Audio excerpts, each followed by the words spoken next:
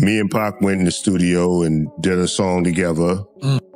And then them little dudes. Outlaws. Yeah. Outlaws. They came, like, as soon as we got there, they came up to Pac talking about, yo, Lauryn Hill dissed you, Mobb Deep. Big Daddy Kane just lit a fire under hip-hop history, and what he revealed about Jay-Z and Tupac has the entire culture buzzing. This is not some tired old-school gossip. Kane came with receipts that flipped the entire story we thought we knew. Let's break it down. Kane was not just part of the scene, he built it for Jay-Z. That is right. He was the one who gave Jay his very first real shot.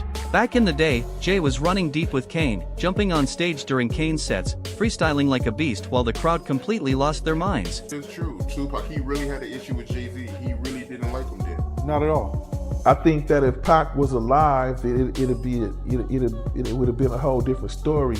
And as much money as Jay-Z has, he still hasn't accomplished what Tupac accomplished before he was at 25 years old. He held it down in the cypher while Kane was backstage swapping outfits. It was raw, it was hungry, and it was as real as it gets. But as Jay-Z's fame skyrocketed, Kane's name started vanishing like it never even mattered. Now here is the twist nobody saw coming. Kane did not just speak on Jay-Z, he brought Tupac into it too. While Kane was putting Jay on all over the East Coast, Pac was out west stirring chaos. Oh, hold up. Tupac is a lyricist. See what I'm saying? It's just that he's not one of those lyrical MCs that spit stuff, but his stuff is, he spit deep lyrics that touch your Calling soul. out fake industry players, putting phonies on blast, and yes, throwing direct shade at Jay-Z from the very beginning. That tension? It has been simmering for years. Now the streets are asking the real question. What is Kane really trying to say? Did Jay-Z just draw inspiration from Kane and Pac, or did he use them as stepping stones to build his empire? Did he copy their blueprint and never once look back to give thanks?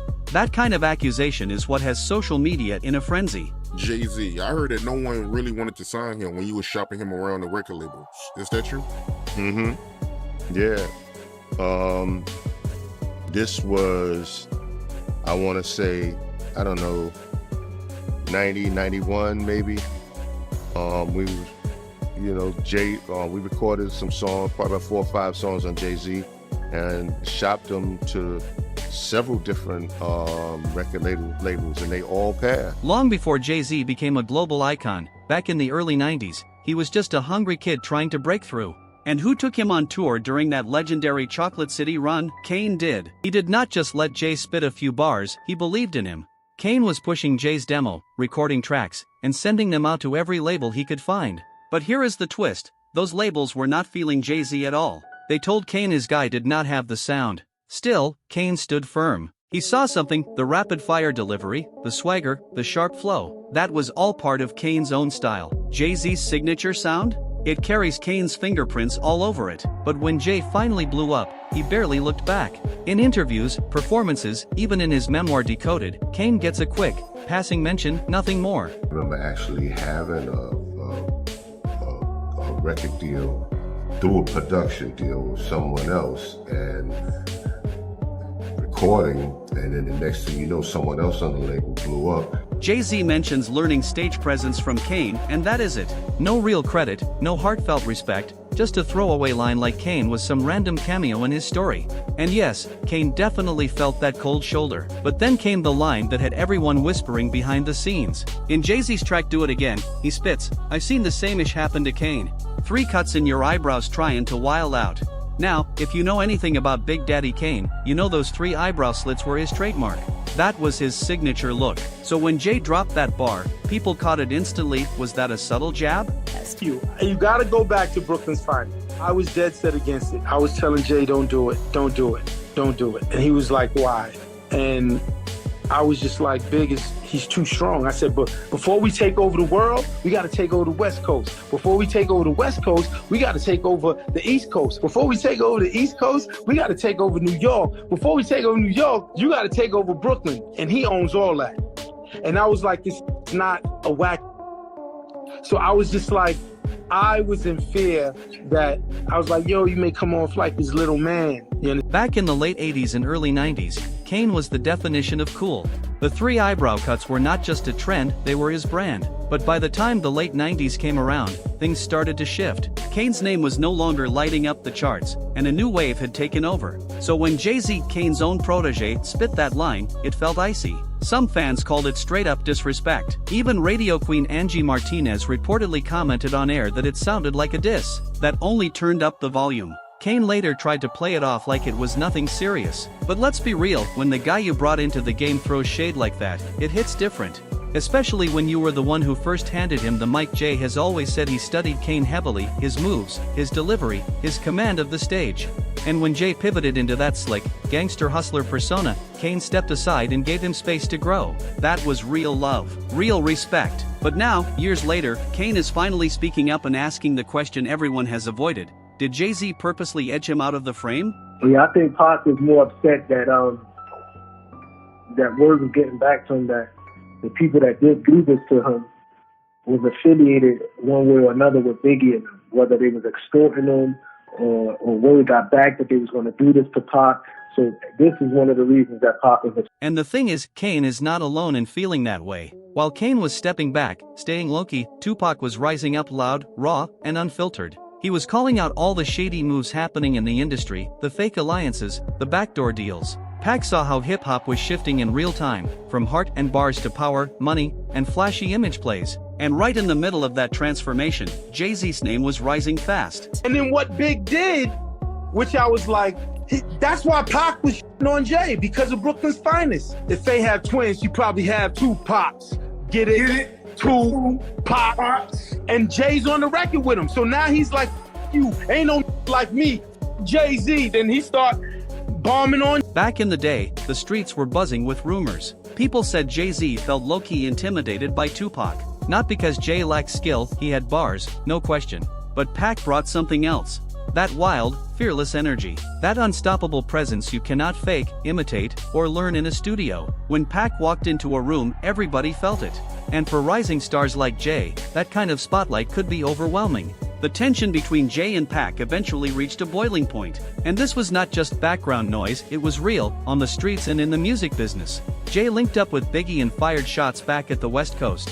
It all came to a head in 1996 when he dropped Brooklyn's Finest on his Reasonable Doubt album. That track was pure fire, Jay and Big, 2 Bed Stewie legends going back to back. But that collab? It was gasoline on an already burning flame. Irv Gotti, who was close to Jay at the time, later admitted he warned him straight up, do not put Biggie on that song. Because before he performed the record, he was like, yo, no disrespect to the dead, but you just can't say whatever. Oh, so he actually performed it after Pac passed? Yeah, we was at the Apollo. It was, I will say this, if you can find anybody who was at that show and the Apollo was packed, they will tell you that it was absolutely crazy, the things he was saying. I was like, Lord Jesus. Like when you know when you hear something, it's one thing, but then when you hear it performed, it's like, jeez. It was super tough. The East Coast versus West Coast beef was already spiraling out of control, and Irv Gotti knew that move could spark something dangerous. And guess what? He was not wrong. Now, let us rewind for a moment. Tupac and Biggie used to be like brothers. But everything changed in 1994 when Pac got shot 5 times at Quad Studios. After that, he was convinced Big and Diddy had some idea that something was coming and stayed silent. To him, that was not just shady, it was betrayal. And once Pac felt crossed, he never looked back. Biggie always maintained his innocence. He said he had nothing to do with the setup, claiming he was just as shocked as everyone else. But the damage was already done. The bond was shattered, and the trust was gone. After the Quad shooting, the beef exploded into public view. Pac and Biggie trading shots through interviews, diss tracks, and music videos. The story was that Jay was going to try to perform in Vegas, but Pac was in Vegas, and him and his dudes now. And they wasn't going to let Jay-Z come out the hotel. They found out where Jay was at. And Jay wasn't going to come out the hotel. He was going to miss that performance or whatever like that. Do that concert, and Jay was scared no more. Jay wasn't coming out that hotel. until he got clearance. Then Biggie dropped Who Shot Ya, and the entire hip-hop scene went into overdrive. Even though Big insisted it was not aimed at Pac, the timing made it impossible to ignore. The coastal tension was already burning hot, and that is exactly why Irv Gotti told Jay to back off Brooklyn's finest. He saw the storm brewing, but Jay did not back down. He released the track anyway, and that is when things truly spiraled. On the song, Biggie threw slick shade at Pac, calling him his son and stirring the pot with those infamous rumors about Faith Evans. Fans caught the subs instantly, and Pac, he came swinging. He fired back with zero hesitation, targeting Jay-Z directly on tracks like Bomb First, My Second Reply, and F*** Friend Star. It was crystal clear, Pac had no patience for sneak disses or backhanded bars. The whole world was waiting for Jay to clap back with a diss of his own. But before he could respond, everything changed. Pac was shot and killed in a drive-by in Vegas, just weeks after the tension peaked. But here is the twist most people never heard. Jay actually did record a diss track aimed straight at Pac. It was called Scathing, and insiders say it was cold-blooded, ruthless, no mercy. But Jay kept it shelved, allegedly because he did not want to add fuel to the fire while Pac was still alive. Still, after Pac's death, Jay could not hold back. He stepped on stage at the Apollo and performed that same unreleased diss live. According to DJ Clark Kent, the song was brutal, like Jay had been holding in all that heat and finally let it loose. It was not about peace, it was about making a statement. Like he had waited for Pac to be gone before unloading the real tension. And that left everyone asking the same question. Why wait until Pac was gone to throw punches? For years, quiet whispers have followed Jay rumors that he felt a weight lift when Pac died. Bro, you filled them shoes though.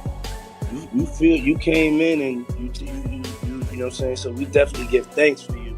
You know what I'm saying? Because you definitely, came in, and I just know how much Big, like really looked up to Jay. You know what I'm saying? They looked up to each other, and yeah, that is crazy to have to step into the shoes of like two people, because that's all it was really, was those two people, and they had like the game. They had things on lock. Hov was coming. You know what I'm saying? But like, it was like these two cats was just so big, you know what I'm saying? And then so it's like to have all of that, like, come on you and have that responsibility to keep this shit fly and keep the art of it going.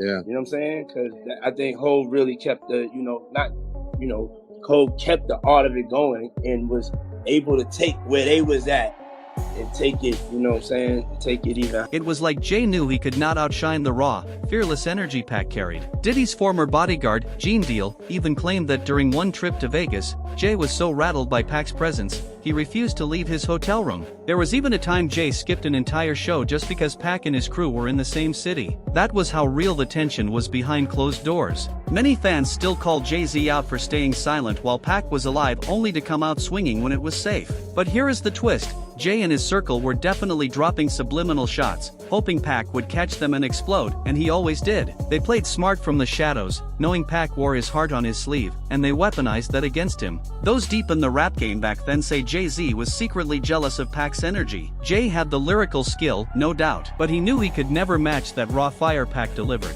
Pac did not just spit bars, he made people feel. That kind of magnetic force? You cannot manufacture that. And Jay felt it, he knew he could not replicate it. Even Nas once dropped a bomb in an old interview that made the whole culture pause. He said Jay told him straight up, "I am better than Biggie." Nas looked at him like, what? But Jay did not stop there. He went on to say Tupac and DMX were not even real lyricists. Nas told Vibe, "I disagreed. I told him Tupac was the greatest ever, period." That one conversation revealed everything. Jay did not just want to be in the room with the legends, he wanted to erase them and take the throne. But that is not the only reason people started whispering about Jay-Z being a snake behind the scenes. Then there is the Diddy connection. Even when whispers began linking Diddy to Pac's murder, Jay stayed close. Real close. And after Pac and Biggie were both gone, guess who started hyping Jay as the next to carry the torch? Diddy. To some, it looked like a passing of the crown. To others, it looked like Jay stayed quiet, stayed clean, and slipped into power while the giants were getting taken off the board. Even with all the dirt and disturbing rumors swirling around Diddy for years, Jay never flinched. He stayed locked in business deals, joint appearances,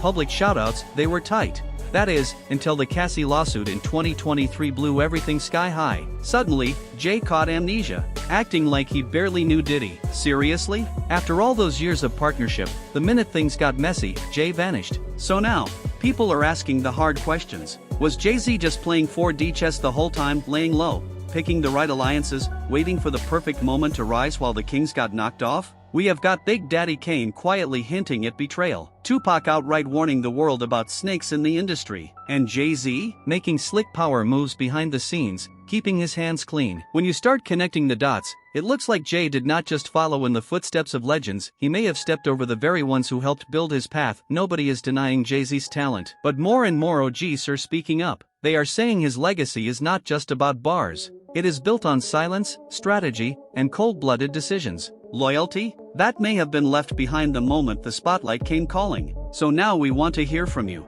Was Jay-Z just a mastermind playing the long game, or did he betray the ones who had his back? Did he ditch Kane the second he leveled up? Was he really afraid of Pac's energy? Or was it just survival in a ruthless industry? Drop your thoughts in the comments, we want to know. Make sure to like, share, and subscribe if you are hungry for more wild stories, deep dives, and real talk from the world of hip-hop. And smash that notification bell so you never miss a drop. We will see you in the next one. Stay locked in, because this story is far from over.